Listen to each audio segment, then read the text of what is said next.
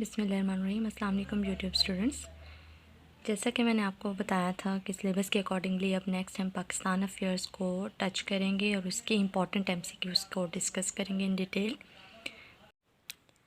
अच्छा, तो आज हम लेक्चर 3 को देख रहे हैं जो कि पाकिस्तान अफेयर्स के इम्पॉर्टेंट एमसीक्यूज़ हैं। अब इसमें हम तमाम चीज़ों को डिस्कस करेंगे, current affairs specifically related to Pakistan, और इसके अलावा इंडो पाक हिस्ट्री यानी कि पाकिस्तान की फॉर्मेशन से लेके अभी करंट इमरान ख़ान की गवर्नमेंट तक जितने इंपॉर्टेंट इवेंट्स हैं और जो पाकिस्तान अफेयर्स के हवाले से जो है इम्पॉर्टेंट हैं उन सब को देखेंगे। तो चलें स्टार्ट करते हैं अपनी वीडियो। अच्छा, तो फर्स्ट है कि sir Syed Ahmad founded a school at Moradabad. तो सर सैयद अहमद ख़ान ने 1859 में एक स्कूल खोला था मुरादाबाद में। और इसके बाद है जी MA. College was made by sir Syed Ahmad Khan. जैसे कि आप सबको पता है कि सर सैयद ने एजुकेशन के ऊपर बहुत ज़्यादा ज़ोर दिया था। मुसलमानों को कहा था कि अगर आप यूनिटी चाहते हैं और अंग्रेज़ों का मुकाबला करना चाहते हैं तो उसके लिए इम्पॉर्टेंट है कि आप लोग पहले एजुकेशन हासिल करें। तो उसके लिए उन्होंने एक साइंटिफिक सोसाइटी भी कायम की, स्कूल भी कायम किया था। इसके अलावा उसी स्कूल को फिर बाद में 1877 में कॉलेज का दर्जा भी दे दिया था। तो अगर कॉलेज के हवाले से डेट आए तो वो 1877 है, और ये जो फर्स्ट स्कूल कायम किया गया था तो ये 1859। Urdu Hindi controversy started in 1867। ये बेसिकली वो पॉइंट है जहाँ से मुसलमान और हिंदू के तनाज़ात शुरू हुए।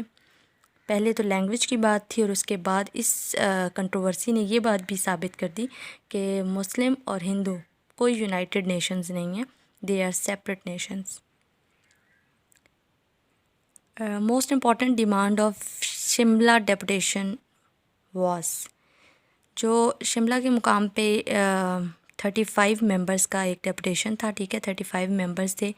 मुस्लिम्स के इम्पॉर्टेंट जो लीडर थे उस टाइम वो मिले थे वाइसराय से, और उन्होंने डिमांड की थी कि मुसलमानों को भी जो हिंदू हैं उनकी तरह एक सेपरेट इलेक्शन का राइट दिया जाए, ताकि जो उनके मुस्लिम्स हैं उनके राइट्स को प्रोटेक्ट करने के लिए भी कोई स्पेसिफ़िक फ़ोरम होना चाहिए। तो अगर इसकी डेट के हवाले से आपके पास एमसीक्यूज़ आए तो आपको पता हो कि वो 1906 है, और अगर पूछा जाए कि उसकी डिमांड क्या थी या किस वजह से वाइसराय से वो 35 मेंबर्स मिले थे, तो वो सेपरेट इलेक्शन की डिमांड थी। नेक्स्ट है जी, okay, the next MCQs is about the round table conferences. Round table conferences were held from which date to which date, ठीक है। तो आपके पास जो ऑप्शंस होंगे उसके अकॉर्डिंगली आपने देखना है। तो आपको पता होना चाहिए कि 1930 से लेके ये 1932 तक रही थी round table conferences for the formation of independent states for Muslim. Minto Morley reforms also called as Government of India Act 1909। तो ये आपसे दोनों तरह से पूछा जा सकता है, ठीक है। या तो ये कहा जा सकता है कि मिंटो मोर्ले रिफॉर्म्स इसके अलावा भी क्या कहलाती हैं, गवर्नमेंट ऑफ इंडिया एक्ट, या फिर गवर्नमेंट ऑफ इंडिया एक्ट को हम इनिशियल लेवल पे अगर देखें तो उसका क्या नाम हो सकता है, तो वो मिंटो मोर्ले रिफॉर्म्स थी। The Lahore resolution was moved in and by. इनको मैंने सेपरेट कर दिया एक ही एमसीक्यू उसके हवाले से कि आपको पता, ये तो सिंपल है कि 23 मार्च 1940 को आपको पता है कि लाहौर रेजोल्यूशन पास हुई थी, बट ये जो मूव की गई थी रेजोल्यूशन, ये कौन से मुस्लिम लीडर ने मूव की थी, तो वो थे मौलवी फजलुल हक साहब। ठीक हो गया, चलें जी नेक्स्ट देखते हैं। ये मैंने लास्ट शिमला डेपुटेशन की बात बताते हुए आपके साथ डिस्कस कर दिया था कि उसमें 35 मुस्लिम लीडर्स थे जो वाइसराय से मिलने के लिए गए थे, और उनकी डिमांड क्या थी, as we discussed earlier, separate election. 10th है first constitution of Pakistan. When the first constitution of Pakistan was drafted and approved in 1956। और ये बात भी आपको मैं बता दूँ इन द 11th MCQs के 1956 में बमुश्किल जाके कोई पाकिस्तान इस काबिल हुआ था कि वो अपना फ़र्स्ट कॉन्स्टिट्यूशन ड्राफ्ट कर सके, क्योंकि इससे पहले वो गवर्नमेंट ऑफ इंडिया एक्ट 1935 को फॉलो कर रहे थे, और अब उनको चाहिए था कि वो मुसलमानों के ज़रूरियात के हवाले से और इस्लामिक इंजंक्शंस के अकॉर्डिंगली कोई कॉन्स्टिट्यूशन अपना बना सकें, कोई ऐसा ड्राफ्ट, कोई अपना रूल्स बना सकें। और इसके लिए उन्होंने 1956 में जो कॉन्स्टिट्यूशन की कमेटी थी उसने कॉन्स्टिट्यूशन बनाया 1956 में, लेकिन अनफॉर्चुनेटली 2 साल ही वो कॉन्स्टिट्यूशन रह सका और 1958 में वो कॉन्स्टिट्यूशन एब्रोगेट करना पड़ गया। अच्छा, नेक्स्ट है जी, कायद आज़म मोहम्मद अली जॉइंड मुस्लिम लीग। कायद आज़म मोहम्मद अली जिन्ना ने मुस्लिम लीग को कब ज्वाइन किया था? तो कायद आज़म ने मुस्लिम लीग को ज्वाइन किया था 1913 में। और ये बात भी आप लोगों को पता होनी चाहिए कि मुस्लिम लीग का क़याम जो था वो 1906 था। ठीक है, कि Muslim League was founded in 1906 and Quaid Azam joined all India Muslim League in 1913। Next है जी, second constitution of Pakistan when it was drafted in 1962। The 14 points of Quaid Azam were reply of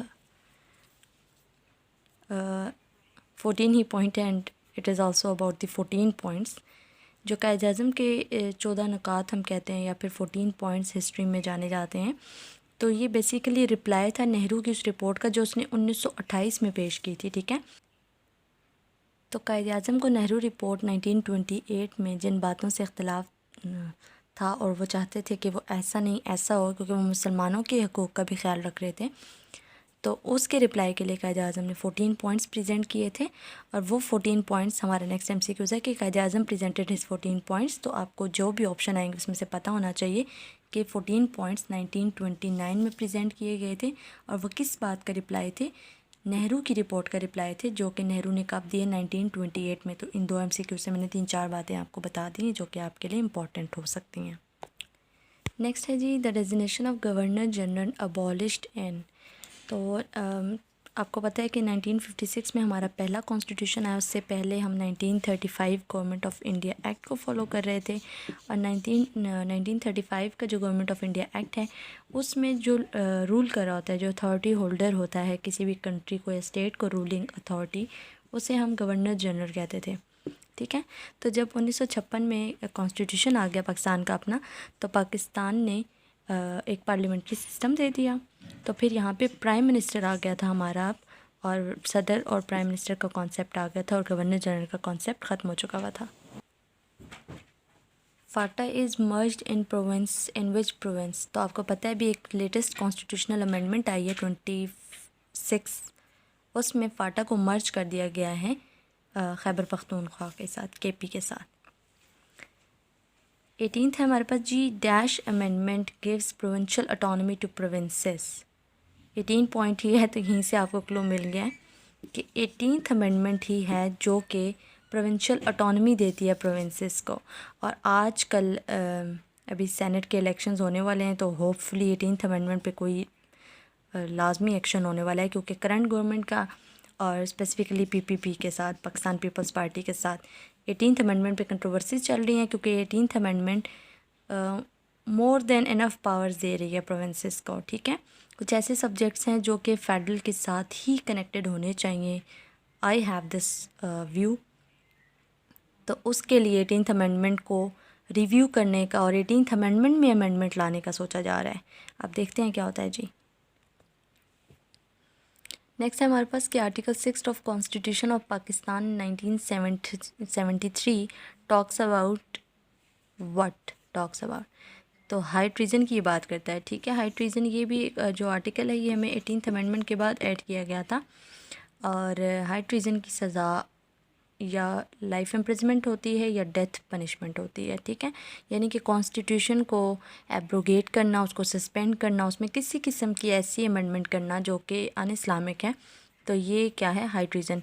अभी लेटेस्ट जज साहब की जजमेंट आई थी हाई ट्रीजन, ये जो मुशर्रफ का केस चल रहा था उसमें, जिसमें कुछ रूड जजमेंट उसे कहा जा सकता है कि जज साहब ने काफ़ी हार्श वर्डिंग को यूज़ किया था, जिसके बारे में काफ़ी बुरा रिस्पांस आया था फ्रॉम द पब्लिक। अच्छा, नेक्स्ट है हमारे पास जी, अच्छा, प्रेसिडेंशियल सिस्टम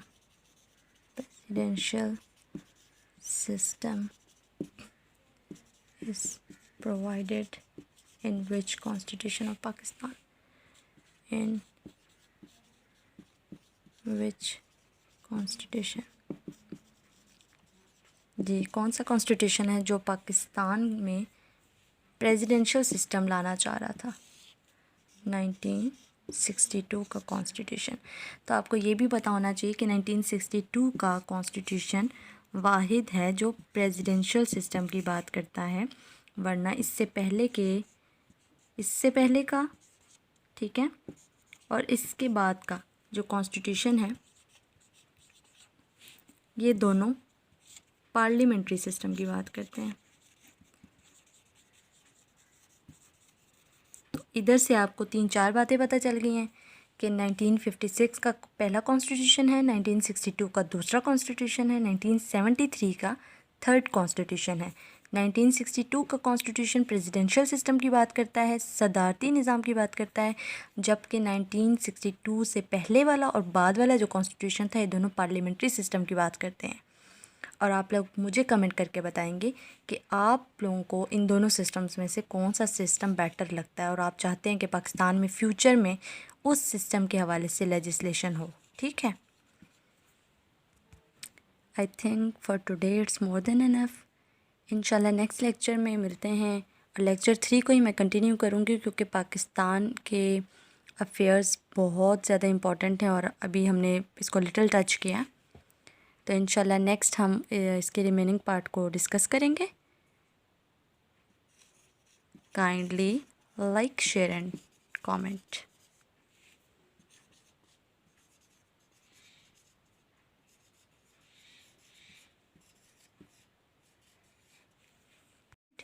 अब मुझे आप लोग ये बताएं कि आपको स्टडी कॉर्नर कैसा लग रहा है और आप इसमें मज़ीद कौन से सब्जेक्ट पे लेक्चर देखना चाहते हैं। और मेरे वीडियो को काइंडली लाइक कर दिया करें ताकि थोड़ी इनकरेजमेंट हो जाती है। और सिर्फ लाइक नहीं करें, कमेंट भी पॉजिटिव ही नहीं मैं कह रही, आप मुझे क्रिटिसाइज़ भी कर सकते हैं। आप बता सकते हैं कि मुझे ये चीज़ कैसे करनी चाहिए थी और कैसे की है, और मेरी करेक्शन कर सकते हैं if I am wrong at any point, और मुझे सजेशन दे सकते हैं for the future videos. Kindly be in touch with study corner. Thank you for watching. अल्लाह हाफ़िज़।